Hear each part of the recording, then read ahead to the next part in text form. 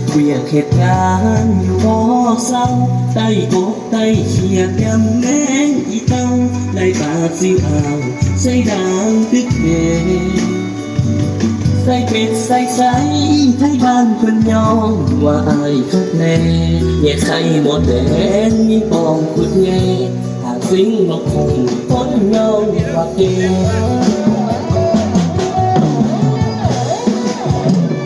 ในบ้านนั้นบ่ใหญ่บ่มีเงินใส่ความรู้บ่สูงหน้าตาบ้านๆตามแต่เปล่าคุ้มมักเป็นเราดีมาสิบ่เป็นมีแต่หัวใจกับความสามารถหาเลี้ยงตัวเองเอาแค่บิดพิมพ์ร้องรำทำเพลงปลอบใจเจ้าของยามเหงายามยามมาไทยสาลาได้เจ้ามาเป็นแฟนนั่งก็ย้ำข้างยั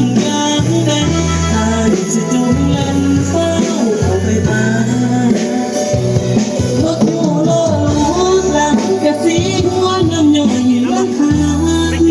ก็ไกลทางมาขาคันได้ฮักไอ้สิเฝ้าฟังมาทางสาลาผู้เปล่าฮักจริงคนนี้มีปัญญาสิพาจะสุขนี้ดูแลอย่างดีทั้งลูกทั้งน้องบ่ให้หมดใจให้ไอ้สิขาบ่ให้มาต่อไอ้ยังสิขอให้เจ้ายิ่งยอมความใจของ